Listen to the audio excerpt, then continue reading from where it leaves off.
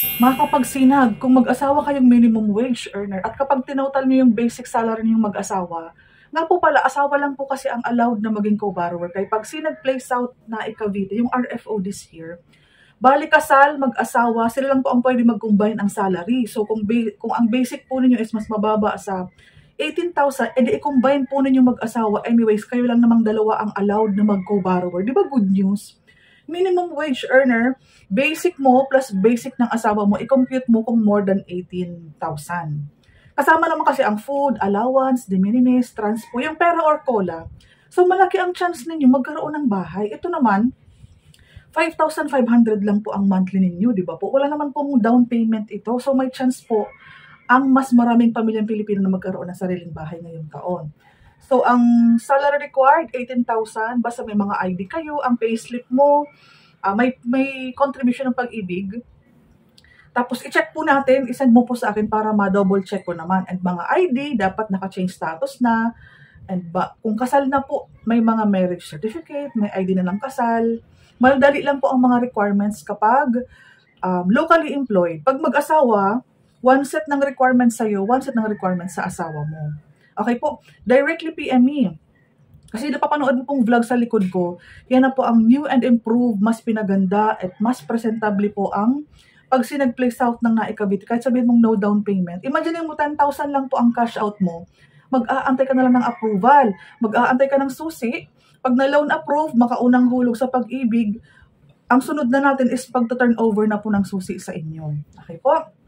So sana may kakilala po kayo, kapatid mo, pwede kayo magtabi ng unit. Kung mag-asawa naman or malaki po ang sahod ng mag-asawa, edi pwede kayo magtabi ng unit. Basta po, regular na empleyado, 24 months po ang hulog sa pag-ibig doon sa ESAV. As early as now, gumawa ka na po ng pag-ibig virtual account para ma-double check na po natin. Mabilis lang po mag-qualify, directly PM. Pwede niyo po akong tawagan. Mas preferred ko po sa Messenger para masend ko sa iyo mga vlog ng renovated. Kapag napaganda na po ang ating pagsinag place, nagiging condo style po ang itsura nito. 36 square meters po ang lot area, 36 square meters din po ang floor area nito. Okay po? Malaki po ang harapan. Sana po mapanood mo po yung aking renovated pagsinag place. Maganda po. Pag napanood po ninyo, i-check nyo lang po sa aking YouTube channel kasi madalas po ako mag-feature, mag-vlog about pag sinag-place. Habang madami pang unit, habang madami pa pong pwedeng ma-reserve kasi hindi po masyadong madami.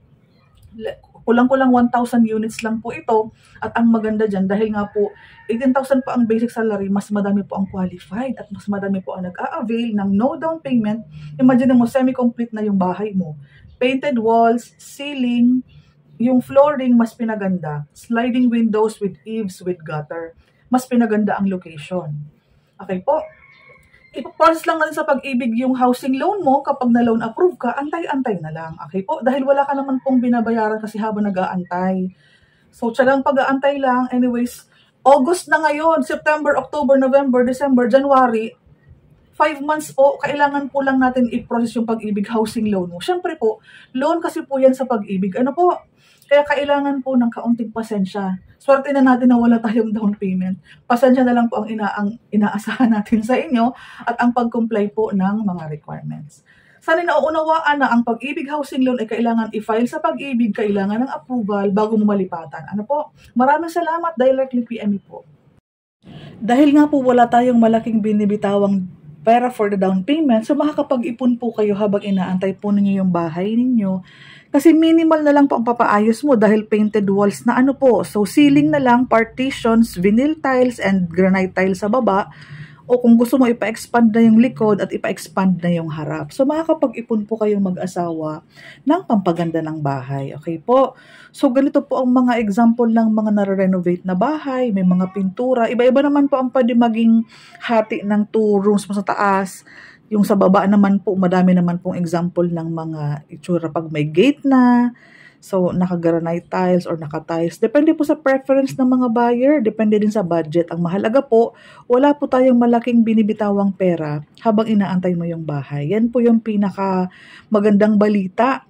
Dahil po sa 18,000 na sahod natin, ganito na po ang pwedeng kahinatnan ng ating bahay. Ano po?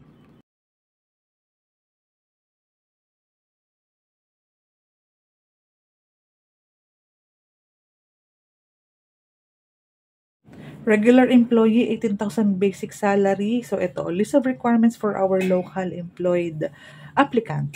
Company ID with 3 specimen signature. Ang standard natin, isang bond paper, isang ID, front, back, clear po ang pagkaka-print po ninyo in 3 pirma. Huwag pong pagsamasamahin sa isang bond paper. Okay po? For all of our IDs. So, 2 government ID, ganun din. Huwag pagsamasamahin. Basta po, tig-iisang bond paper per ID. Yung tin ID, isa din po. Front, back, 3 pirma. Basta malinaw po latest original COE.